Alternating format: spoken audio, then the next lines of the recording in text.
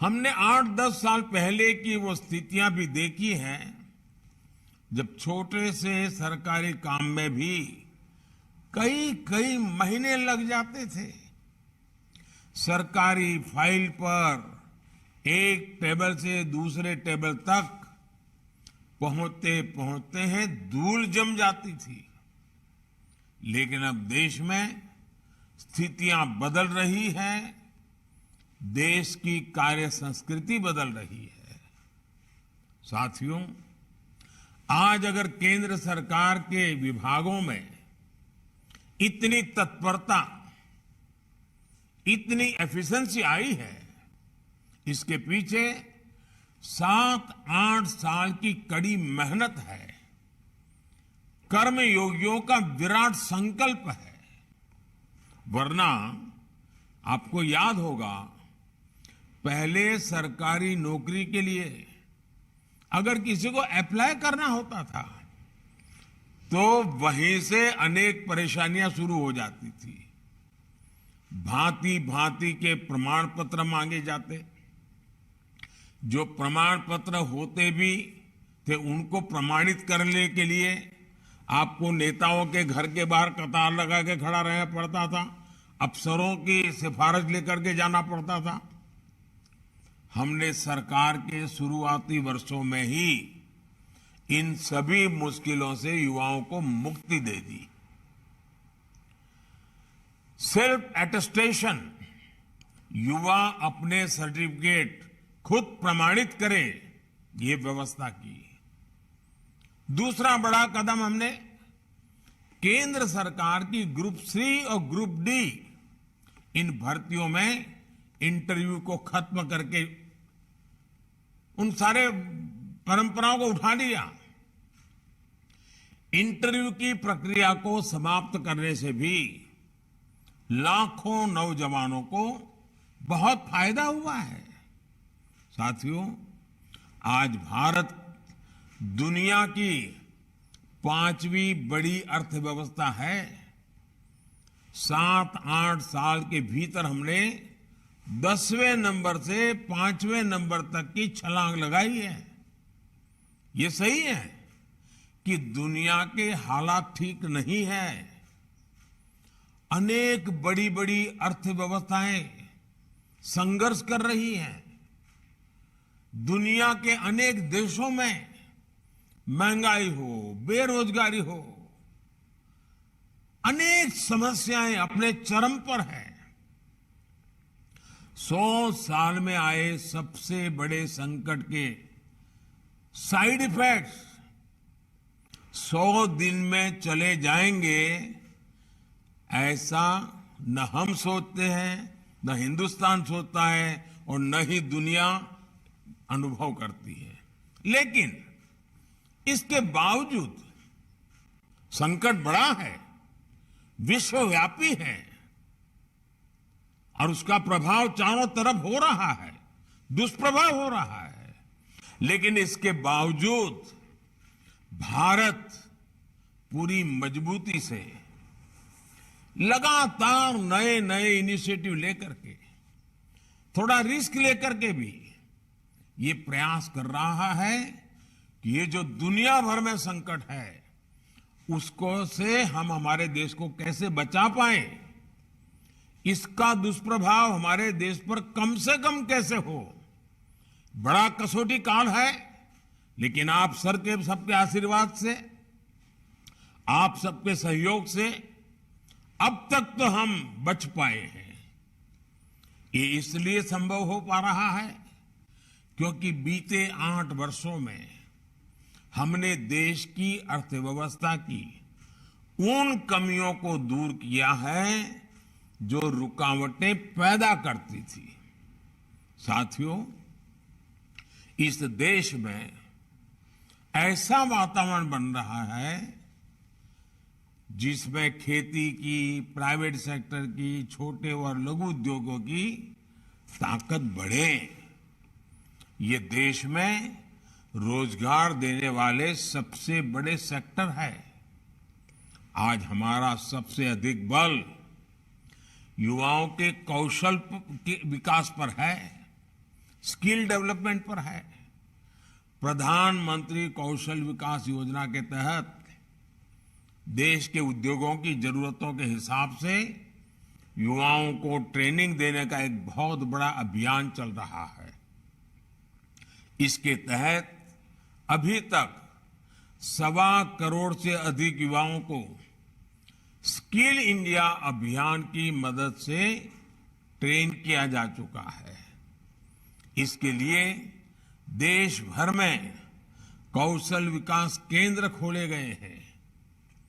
इन 8 वर्षों में केंद्र सरकार द्वारा उच्च शिक्षा के सैकड़ों नए संस्थान भी बनाए गए हैं। हमने युवाओं के लिए स्पेस सेक्टर खोला है, ड्रोन पॉलिसी को आसान बनाया है ताकि युवाओं के लिए देश भर में ज्यादा से ज्यादा अवसर बढ़े। साथियों, देश में बड़ी संख्या में रोजगार और स्वरोजगार के निर्माण में सबसे बड़ी रुकावट बैंकिंग व्यवस्था तक बहुत सीमित लोगों की पहुंच भी थी। इस रुकावट को भी हमने दूर कर दिया है। मुद्रा योजना ने देश के गांवों और छोटे शहरों में उद्यमशीलता का विस्तार किया है। अभी तक इस योजना के तहत करीब करीब 20 लाख करोड़ रुपए के ऋण दिए जा चुके हैं। देश में स्वरोजगार से जुड़ा इतना बड़ा कार्यक्रम पहले कभी लागू नहीं किया गया। इसमें भी जितने साथियों को ये ऋण मिला है उसमें से 7.5 करोड़ से अधिक लोग ऐसे हैं जिन्होंने पहली बार अपना कोई कारोबार शुरू किया है, अपना कोई बिजनेस शुरू किया है। और इसमें भी सबसे बड़ी बात, मुद्रा योजना का लाभ पाने वालों में लगभग 70% लाभार्थी हमारी बेटियां हैं, माताएं बहनें हैं। इसके अलावा एक और आंकड़ा बड़ा महत्वपूर्ण है। बीते वर्षों में सेल्फ हेल्प ग्रुप से 8 करोड़ महिलाएं जुड़ी हैं, जिन्हें भारत सरकार आर्थिक मदद दे रही है। ये करोड़ों महिलाएं अब अपने बनाए उत्पाद देश भर में बिक्री कर रही है, अपनी आय बढ़ा रही है। अभी मैं बद्रीनाथ में कल पूछ रहा था, माताएं बहनें जो सेल्फ हेल्प ग्रुप मुझे मिली, उन्होंने कहा इस बार जो बद्रीनाथ यात्रा पे लोग आए थे, हमारा 2.5 लाख रुपया हमारा एक एक ग्रुप की कमाई हुई है। साथियों, गांव में बड़ी संख्या में रोजगार निर्माण का एक और उदाहरण हमारा खादी और ग्रामोद्योग भी है। देश के पहली बार खादी और ग्रामोद्योग 1 लाख करोड़ रुपए से अधिक का हो चुका है। इन वर्षों में खादी और ग्रामोद्योग में 1 करोड़ से अधिक रोजगार बने हैं। इसमें भी बड़ी संख्या में हमारी बहनों की हिस्सेदारी है। साथियों, स्टार्टअप इंडिया अभियान ने तो देश के युवाओं के सामर्थ्य को पूरी दुनिया में स्थापित कर दिया है। 2014 तक जहां देश में कुछ इने गुने 100 स्टार्टअप थे, आज ये संख्या 80,000 से अधिक हो चुकी है। हजारों करोड़ रुपए की अनेक कंपनियां इस दौरान हमारे युवा साथियों ने तैयार कर ली है। आज देश के इन हजारों स्टार्टअप्स में लाखों युवा काम कर रहे हैं। देश के एमएसएमईज में, छोटे उद्योगों में भी आज करोड़ों लोग काम कर रहे हैं, जिसमें बड़ी संख्या में साथी बीते वर्षों में जुड़े हैं। कोरोना के संकट के दौरान केंद्र सरकार ने एमएसएमई के लिए जो 3 लाख करोड़ रुपए से ज्यादा की मदद की, उससे करीब 1.5 करोड़ रोजगार जिस पर संकट आया हुआ था वो बच गए। भारत सरकार मनरेगा के भी माध्यम से देश भर में 7 करोड़ लोगों को रोजगार दे रही है और अब उसमें हम एसेट निर्माण, एसेट क्रिएशन पर बल दे रहे हैं। डिजिटल इंडिया अभियान ने भी पूरे देश में लाखों डिजिटल एंटरप्रेन्योर का निर्माण किया है। देश में 5 लाख से अधिक कॉमन सर्विस सेंटर में ही लाखों युवाओं को रोजगार मिला है। 5G के विस्तार से डिजिटल सेक्टर में रोजगार के अवसर और बढ़ने वाले हैं। साथियों, 21वीं सदी में देश का सबसे महत्वाकांक्षी मिशन है मेक इन इंडिया, आत्मनिर्भर भारत। आज देश कई मामलों में एक बड़े आयातक इंपोर्टर से एक बहुत बड़े निर्यातक एक्सपोर्टर की भूमिका में आ रहा है। अनेक ऐसे सेक्टर हैं जिसमें भारत आज ग्लोबल हब बनने की तरफ तेजी से आगे बढ़ रहा है। जब खबर आती है कि भारत से हर महीने 1 अरब मोबाइल फोन पूरी दुनिया के लिए एक्सपोर्ट हो रहे हैं, तो ये हमारे नए सामर्थ्य को ही दिखाता है। जब भारत एक्सपोर्ट के अपने पुराने सारे रिकॉर्ड तोड़ देता है, तो वे इस बात का सबूत होता है कि ग्राउंड लेवल पर रोजगार के नए अवसर भी बन रहे हैं।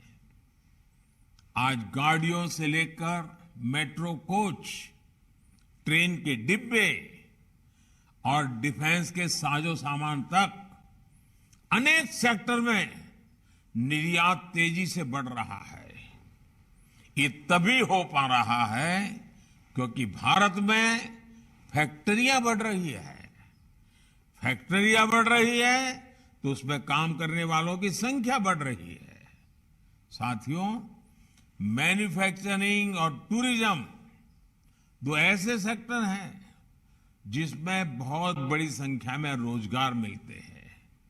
इसलिए आज इन पर भी केंद्र सरकार बहुत व्यापक तरीके से काम कर रही है। दुनिया भर की कंपनियां भारत में आए, भारत में अपनी फैक्ट्रियां लगाएं और दुनिया की डिमांड को पूरी करें। इसके लिए प्रक्रियाओं को भी सरल किया जा रहा है। सरकार ने प्रोडक्शन के आधार पर इंसेंटिव देने के लिए पीएलआई स्कीम भी चलाई है। जितना ज्यादा प्रोडक्शन उतना अधिक प्रोत्साहन, ये भारत की नीति है। इसके बेहतर परिणाम आज अनेक सेक्टर्स में दिखने शुरू भी हो चुके हैं।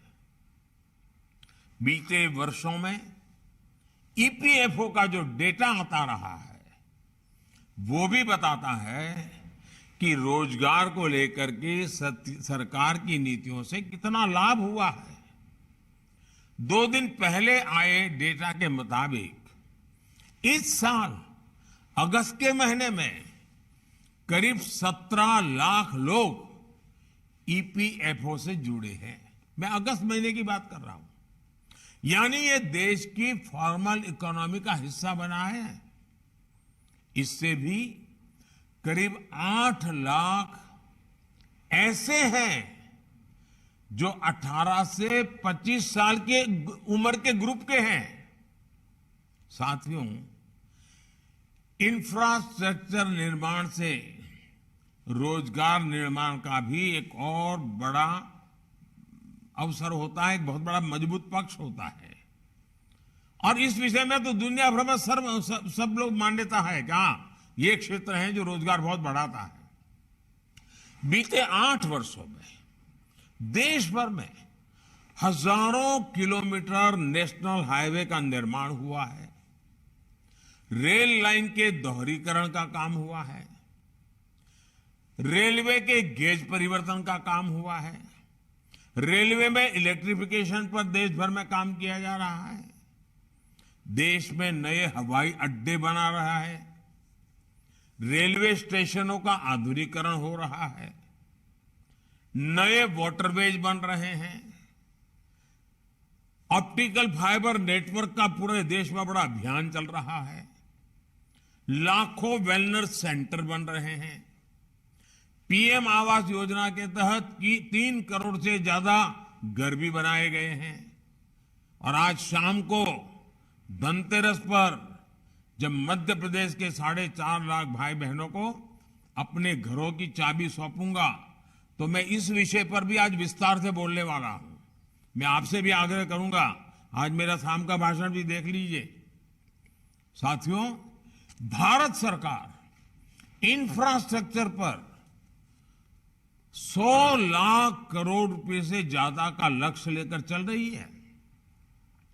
इतने बड़े पैमाने पर हो रहे विकास कार्य स्थानीय अवसर पर युवाओं के लिए रोजगार के लाखों अवसर बना रहे हैं। आधुनिक इंफ्रा के लिए हो रहे ये सारे कार्य टूरिज्म सेक्टर को भी नई ऊर्जा दे रहे हैं। आस्था के, आध्यात्म के, ऐतिहासिक महत्व के स्थानों को भी देश भर में विकसित किया जा रहा है। ये सारे प्रयास रोजगार बना रहे हैं, दूर सुदूर से भी युवाओं को मौका दे रहे हैं। कुल मिलाकर देश में अधिक से अधिक रोजगार के निर्माण के लिए केंद्र सरकार एक साथ अनेक मोर्चों पर काम कर रही है। साथियों, देश की युवा आबादी को हम अपनी सबसे बड़ी ताकत मानता है। आजादी के अमृत काल में विकसित भारत के निर्माण के सारथी हमारे युवा हैं, आप सभी हैं। आज जिन्हें नियुक्ति पत्र मिला है, उनसे मैं विशेष तौर पर कहना चाहूंगा कि आप जब भी दफ्तर आएंगे, अपने कर्तव्य पथ को हमेशा याद करें। आपको जनता की सेवा के लिए नियुक्त किया जा रहा है। 21वीं सदी के भारत में सरकारी सेवा सुविधा का नहीं, बल्कि समय सीमा के भीतर काम करके देश के कोटि कोटि लोगों की सेवा करने का एक कमिटमेंट है, एक स्वर्णिम अवसर है। स्थितियां, परिस्थितियां कितनी भी कठिन हो, सेवा भाव का सरोकार और समय सीमा की मर्यादा को हर हाल में हम सब मिलकर के कायम रखने का प्रयास करेंगे। मुझे विश्वास है कि आप इस बड़े संकल्प को ध्यान में रखते हुए सेवा भाव को सर्वोपरि रखेंगे। याद रखिए, आपका सपना आज से शुरू हुआ है, जो विकसित भारत के साथ ही पूरा होगा। आप सभी को फिर से नियुक्ति पत्र,